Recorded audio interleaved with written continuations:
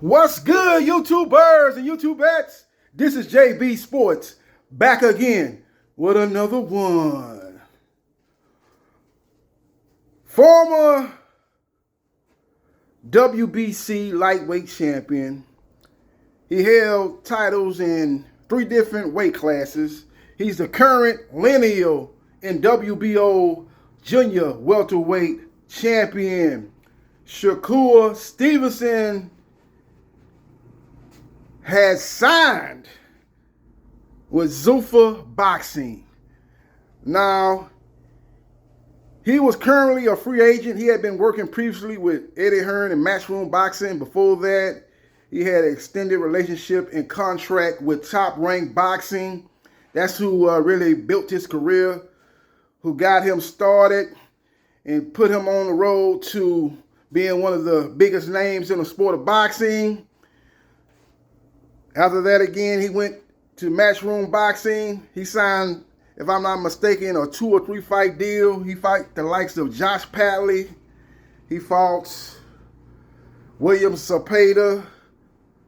That might have been all the only fights he had with Matchroom Boxing, if I'm not mistaken. Because before the Padley fight, he's with Top Rank Boxing. His last fight was Top Rank. Wasn't against Autumn. That was probably his last fight. I know his last couple of fights with Top Rank was in Newark, New Jersey. Well, he did some good numbers in Newark, New Jersey. Now, the last fight he had in Newark, New Jersey, he showed the crowd walking out while the fight was still going on.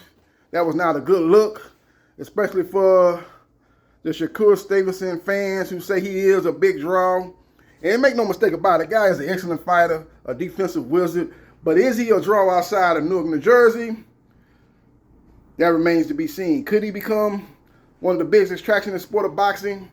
Maybe, but he's going to have to get in there and beat the likes of Tank Davis, beat the likes of Conor Benn, who has a following in the UK, beat the likes of Ryan Garcia, who has a following here in the USA, especially on social media. He beat those guys, he could become one of the biggest names in the sport of boxing, and also become what he probably really want to do is be the face of boxing. But to do that, he's going to have to beat the likes of those 3 guys I just mentioned. In all likelihood, if I had to make my opinion and state it right here in this video, I would think that ultimately he's probably going to go down the road of Andre Ward, who finished undefeated, Hall of Fame boxer, but was not known as a big draw. Now, he did do good numbers in Oakland, California, in particular the fight with Chad Dawson, when he's able to beat a guy that was on the pound-for-pound list along with himself, probably the best win of his professional career, along with Sergey Kovalev.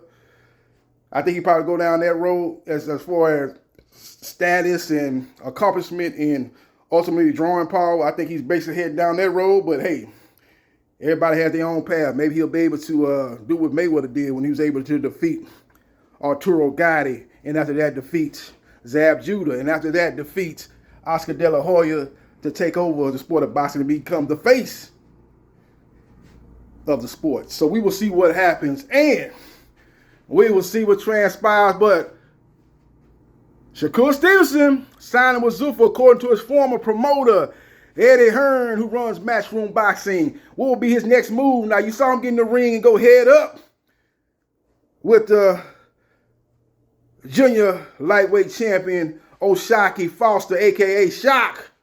As Shock was able to defeat one of Shakur Stevenson's partners, Ray Ford. He was able to defeat him via majority decision. I don't know what that judge was looking at. They had it 114. I had it 9-3 after 6 rounds. I had it 4-2. It was very competitive after 6 rounds. But again, I thought Foster was outworking him, and he was just being more busy, being more assertive. So I thought he probably edged it out in the first 6 rounds. And after that, outside of round 10, I couldn't find another round to give to Ray Ford. So I had him win that fight 9-3. But I can also see 8-4. With all that being said, could Zuffa offer him the bag $15 million to take on O'Shaquie Foster? With him not being a draw that a Conor Benn is, as it has been said that he got $15 million to take on Regis Prograis in his first fight with Zuffa.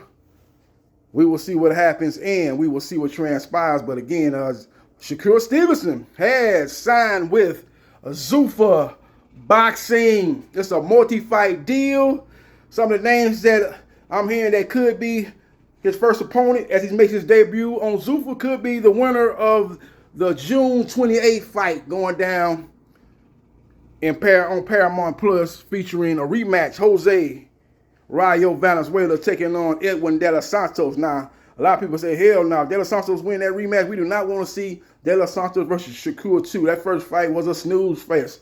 Went down on a Thursday night, was part of the racing weekend that they had. I think it was a Daytona 500, part of that big weekend. As the race goes down that Saturday, that fight went down that Thursday. But the fight did not live up to expectation. Was one of the fights that really set the sport of boxing back years, if you ask me, man. That was a horrible fight. Wasn't a lot of punches thrown, wasn't a lot of punches landed. Two skilled fighters, two guys that have what you call quick reflexes, fast twitch muscles, but neither guy wanted to take a chance to try to be first. They kind of sat back in their comfort zone, and basically it was a stand contest with 12 rounds with very, very little action. So with all that being said, maybe the rematch might be different, but that could be a possibility. There's not a lot of big names at Zuffa as we stand here today. So, again, Zuffa is not just about being on Paramount Plus fighting on a Sunday now. It's still part of the, it's also a part of the Ring magazine. So he could be on a Ring magazine card going down this summer or probably either late summer or early fall. I'm hearing Turkey Al-Sheikh is working on a Ring magazine card. I'm hearing that John Apatai could take on Noah McKillian. That'll be for 2 trophies, the Zuffa belt and the Ring belt, as neither sanctioning body's belt will be on the line because, again, Zuffa is at war with the sanctioning bodies led by Dana White.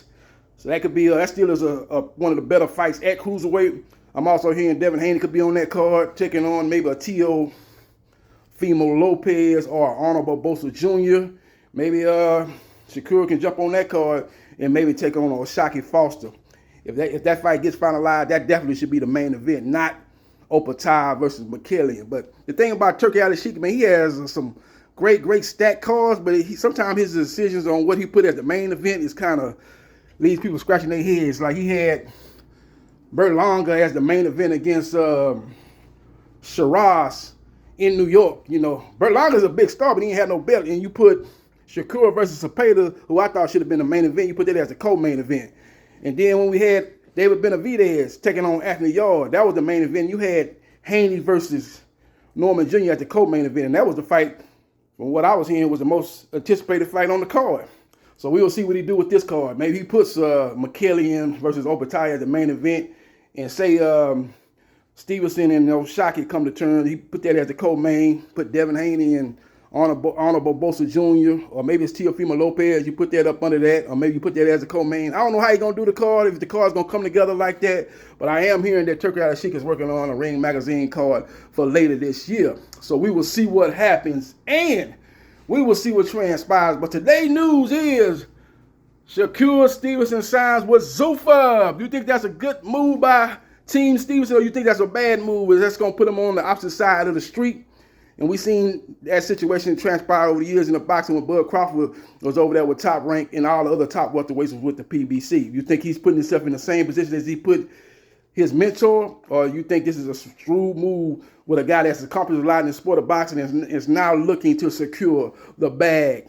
So we will see what happens, and we will see what transpires. Follow me on Facebook, Gerard Briscoe, and leave your comments in the comment section which way you think Shakur Stevenson should have went. He's made a decision. You think it's a bad decision, you think it's a good decision, let me know in the comment section. But again, follow me on Facebook, Gerard Briscoe. Follow me on TikTok at JB Sports New Media. Follow me on Instagram, JB Sports 9707. Follow me on Twitch at Briscoe MA 77071. Follow me everywhere, because I'm everywhere. I'm the man that you need to hear when it's talking about the sport of boxing. And follow me on my 2 YouTube channels. That's plural, not singular, at JB Sports, the man, the myth, the legend, 9656, and at JB Sports, the man, the myth, the legend, 8000. And like, share, and subscribe to JB Sports, the man, the myth, the legend, and I holla.